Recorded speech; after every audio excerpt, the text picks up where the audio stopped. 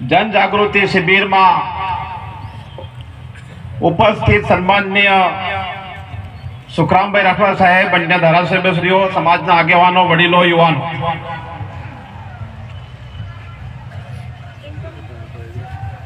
આપણે આજે સભા છે, આપણી સામે બાબા સાહેબ આંબેડકર છે, જયપાલસિંહ મુંડા છે, બિરસા દાદા છે, પિઠોરા દેવ છે. આ બધાને નમન કહીને તમારું સ્વાગત કરું છું.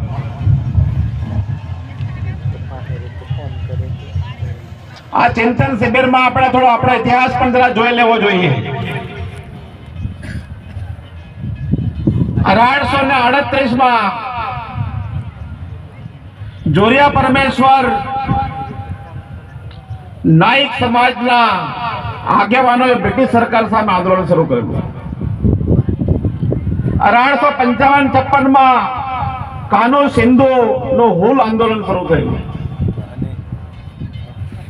એના પછી આ દેશમાં જે લખાયેલા છે આંદોલનો શરૂ થયા છે. 1857 આંદોલન. આપણા આંદોલનો લખ્યા નથી, કારણ કે આ જે આંદોલનો હતા એ સાહુકારો સામે જમીન માટે, આદિવાસી સન્માન માટેના. એના પછી આંદોલનો ચાલ્યા. આપણા સમાજના અનેક લોકો સામેલ થયા.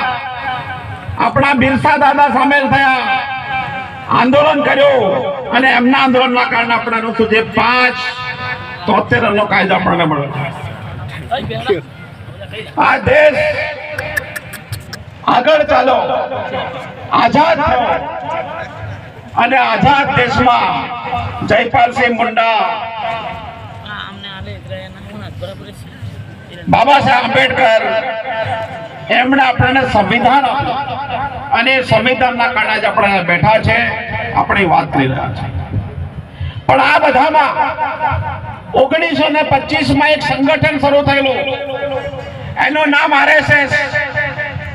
એને આ દેશમાં કોઈ પણ આઝાદીના આંદોલનમાં કોઈ ભાગ નથી લીધો. એનું આંદોલન શરૂ થયું 1947 પછી. એનું આંદોલન શરૂ થયું 1950 બાબા સાહેબ આંબેડકર નું સંવિધાન આવ્યું એના પછી. તો શેના માટે શરૂ થયું? જો 50-47 પહેલા જે લોકો નથી લડ્યા, એ 50 પછી કોની સામે લડ્યા? એ 50 પછી આપણી જમીનો ઝૂંટવા માટે લડ્યા. આપણું જે સંવિધાન છે, આપણી ઓળખ છે, આદિવાસી ઓળખ, દલિત ઓળખ, ST, SC, OBC ઓળખ, એની સામે લોકો લડ્યા. અને આજનો જે આ સંઘર્ષ છે આપણો, એ એમની સામે છે. અને એ લોકો અલગ અલગ સ્વરૂપમાં આપણી સામે આવી રહ્યા છે.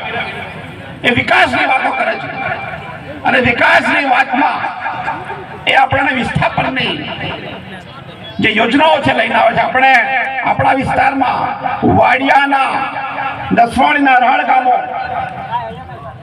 આ કવાટના GMDC વાળા જે ખાસ આપણો મુદ્દો છે, 28 ગામો, પાર તાપી રિવર લિંક પ્રોજેક્ટના અનેક વિસ્તારના ગામો, આજે આપણા સમયમાં આપણે જોઈ રહ્યા છીએ સતત વિસ્થાપનની વાતો છે.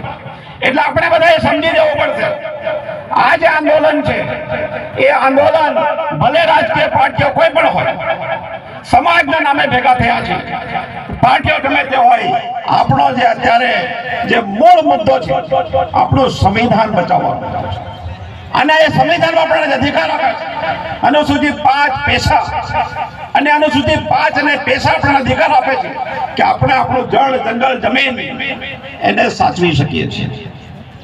અને જો આપણે અધિકાર આપ્યા હોય તો એનાથી ઉપર વટ જઈને એને બાજુ પર રાખીને જો કોઈ નોટિસ આવતી હોય, આપણને ખાલી કરાવવાની વાત આવતી હોય, તો આજના આ કાર્યક્રમમાં આ ગામ વિસ્થાપિત થવાનું છે, પેલું ગામ વિસ્થાપિત થવાનું છે, એ જાહેરાત કરવા માટે આપણે ભેગા થયા નથી.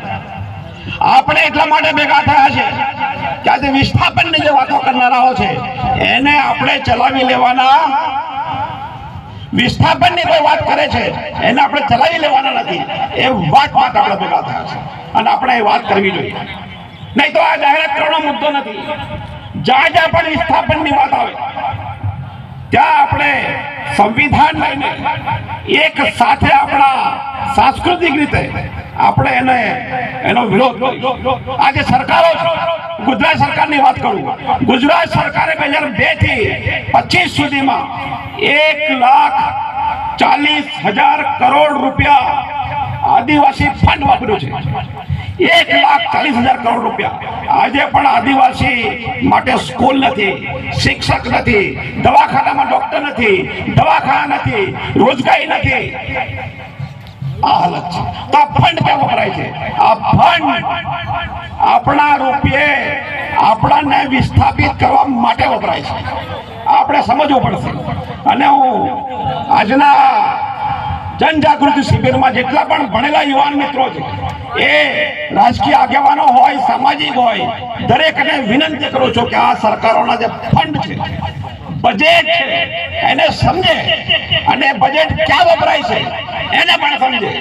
આપણા ફંડથી આપણો વિનાશ કરવો થઈ તો નથી રહ્યો ને? તો આ પ્રશ્ન સાથે, આ અપીલ સાથે હું મારી વાત પૂરું કરું છું. આ ખૂબ વક્તાઓ છે, આપ સૌને ખૂબ ખૂબ અભિનંદન. અને હું છેલ્લે બોલાવું છું જોહાર. જોહાર. એક તીર એક કમાન, આદિવાસી એક સમાન. એક તીર એક કમાન, આદિવાસી એક સમાન. એક તીર એક કમાન. આદિવાસી એક આભાર. સમાન.